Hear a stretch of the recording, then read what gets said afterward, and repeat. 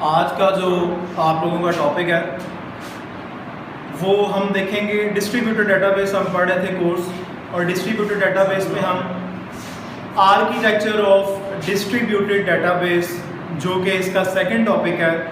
First में हमने इसकी डेफिनेशन देखी, डिस्ट्रीब्यूटेड डेटाबेस क्या होता है, डिस्ट्रीब्यूट डेटाबेस मैनेजमेंट सिस्टम क्या है, डेटाबेस मैनेजमेंट सिस्टम और डिस्ट्रीब्यूटेड में क्या फ़र्क होता है। ये चीज़ें बेटा हमने देखी फर्स्ट लेक्चर में और इनके साथ डायग्राम्स देखी। आज हम इसमें देखेंगे कि डिस्ट्रीब्यूटेड डेटाबेस का आर्किटेक्चर क्या होता है। फर्स्ट ऑफ ऑल आर्किटेक्चर में हम देखेंगे, आर्किटेक्चर की डेफिनेशन अगर हम देखें तो हम देखेंगे कि जी architecture of a system define is its structure, कि आर्किटेक्चर किसी भी सिस्टम का उसकी साख्त को बयान कर रहा होता है, उसके स्ट्रक्चर को बयान कर रहा होता है। वो हम आर्किटेक्चर में उसका स्ट्रक्चर देखते हैं। और कौन सी चीज़ें देखते हैं?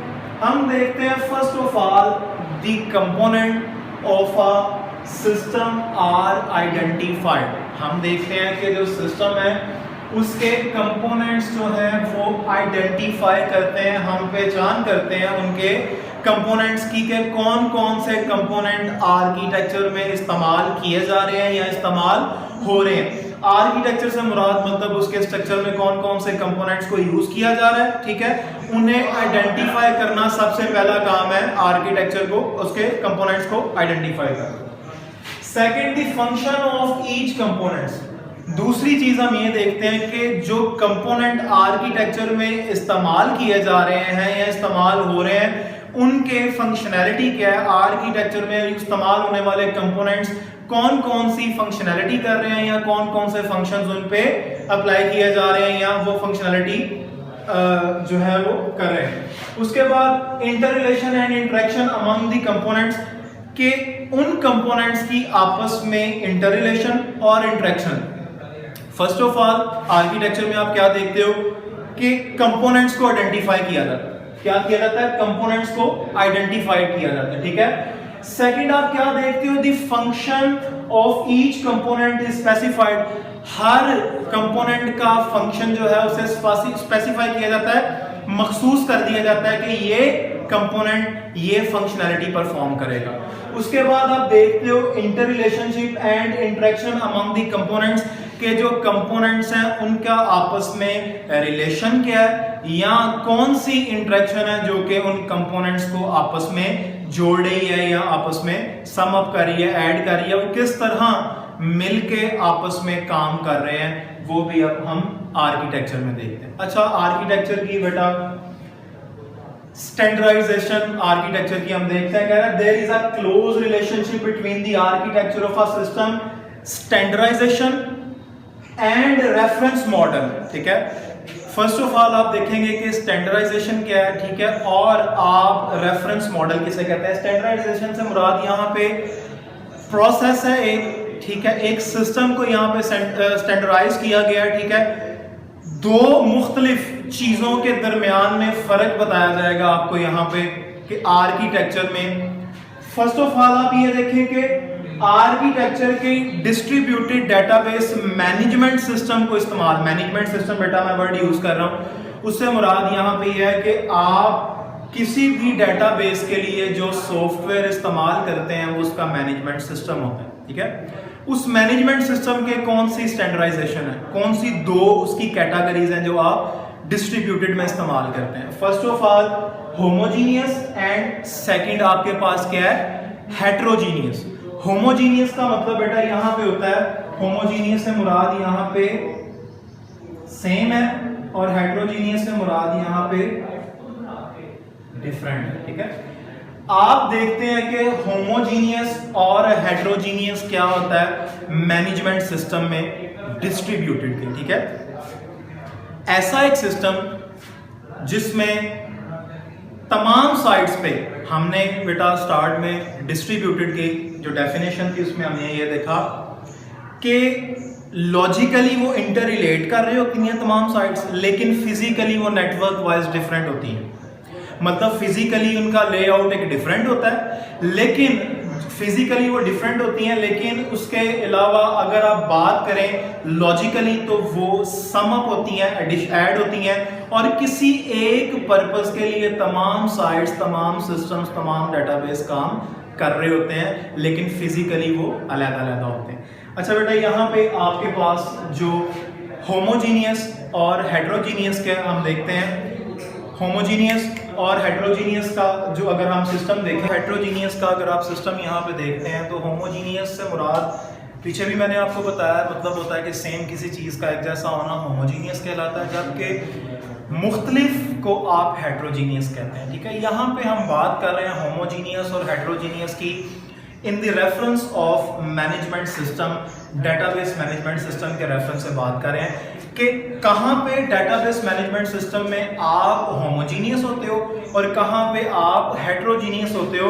मतलब कि कहाँ पे आप एक ही सॉफ्टवेयर को इस्तेमाल कर रहे होते हो मैनेजमेंट सिस्टम को, कहाँ पे आप मुख्तलिफ साइट्स पे मुख्तलिफ सॉफ्टवेयर को इस्तेमाल कर रहे होते हो।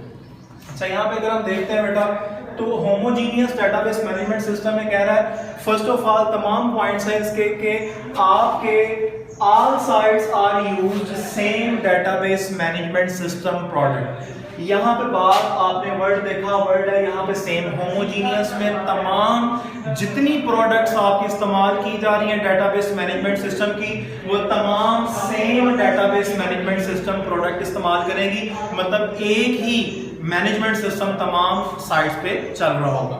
सेकंड ये है it is much easier and design और मैनेज। इससे डिजाइन करना और इसे मैनेज करना इससे बहुत आसान है, बिकॉज के तमाम सिस्टम्स पे एक ही मैनेजमेंट सिस्टम अप्लाई किया गया। उसके बाद कह रहा है approach provide the incremental growth. अगर ये इजी है डिजाइन करना और इजी है मैनेज करना, इसलिए इसे इंक्रीमेंट करना मतलब इसे बढ़ाना, इसकी साइट्स में इजाफा करना, साइट्स में इजाफा करना डेटाबेस की डिस्ट्रीब्यूटेड सिस्टम में, वो आपके लिए होमोजीनियस में ज्यादा आसान हो जाता है। उसके बाद बेटा बात करते हैं आप अगर आप हेट्रोजीनियस की, तो हेट्रोजीनियस में बात कर रहा है कि हर साइट डिफरेंट मैनेजमेंट सिस्टम को इस्तेमाल करती है, हर साइट डिफरेंट मैनेजमेंट सिस्टम को यूज करती है। उसके बाद बात करते हैं दिस अकर व्हेन साइट्स में बी यूज देयर ऑन। और कुछ सिस्टम में इस तरह होता है कि साइट्स अपनी मैनेजमेंट सिस्टम को इस्तेमाल कर रहे हैं और कुछ साइट्स अपनी मैनेजमेंट सिस्टम को, मतलब different sites different management systems को इस्तेमाल कर रहे होते हैं हेट्रोजीनियस में। उसके बाद बेटा अगर आप देखें तो translation are required to allow different hardware different DBMS product के मतलब ये है कि अगर आपने एक साइट का दूसरी साइट के साथ कम्युनिकेट करना चाह रहे हैं आप, तो आपको ट्रांसलेशन करनी पड़ती है, गेटवेज यूज करने पड़ते हैं, जहां पे आपका एक सिस्टम का प्रोटोकॉल दूसरे सिस्टम के प्रोटोकॉल से डिफरेंट होता है। वहां पे फिर आप गेटवेज यूज करते हैं और आपका सिस्टम ज्यादा कॉम्प्लेक्स हो जाता है कंपैरेटिवली होमोजीनियस के। होमोजीनियस एक आसान तरीका है, जबकि हेट्रोजीनियस मैनेजमेंट सिस्टम को इस्तेमाल करने का एक मुश्किल तरीका है या कॉम्प्लेक्स वे है। उसके बाद हमने दो चीजों की बात की थी, स्टैंडर्डाइजेशन की। स्टैंडर्डाइजेशन में हमने हेट्रोजीनियस और होमोजीनियस देखा, और दूसरी बात हमने की थी रेफरेंस मॉडल की। रेफरेंस मॉडल को हम बेटा यहाँ पे देख लेते हैं। रेफरेंस मॉडल में कह रहा है a conceptual framework whose purpose is to divide standardization work into manageable piece and relation of these pieces। कह रहा है कि standardization work into manageable pieces, मतलब यह है कि आपका जो स्टैंडर्डाइजेशन वर्क है, आपका जो काम है उसे आसान हिस्सों में डिवाइड कर देना आपके रेफरेंस मॉडल का काम है। वो कौन से हिस्से हैं? अगर एक सिस्टम आपने बनाया, ठीक है, उस सिस्टम को किन हिस्सों में कैटेगराइज किया जाए कि वो आपके लिए इस्तेमाल करना आसान हो जाए, उसे यूज करना यूजर के लिए आसान हो जाए और इजीली वो मैनेज कर सके अपने डिस्ट्रीब्यूटेड डेटाबेस को।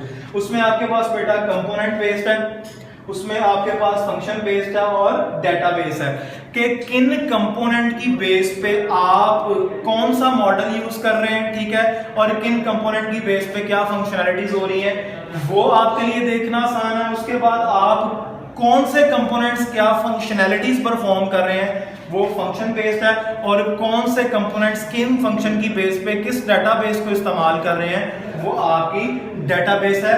इन तीनों चीजों को कैटेगराइज करके, इन तीनों चीजों को डिफरेंट एलिमिनेट करके आप एक सिस्टम को आसान तरीके से समझ सकते हैं या आसान तरीके से मैनेज कर सकते हैं। ये अभी तक हमारा डिस्ट्रीब्यूटेड डेटाबेस मैनेजमेंट सिस्टम का हमने आर्किटेक्चर की डेफिनेशन देखी। उसके बाद मैनेजमेंट सिस्टम में दो चीजें हमने देखी, होमोजीनियस, हेट्रोजीनियस। उसके बाद हमने रेफरेंस मॉडल की डेफिनेशन देखी और उसके 3 कंपोनेंट्स पढ़े। शुक्रिया बेटा, इससे आगे आपको नेक्स्ट लेक्चर में बताएं।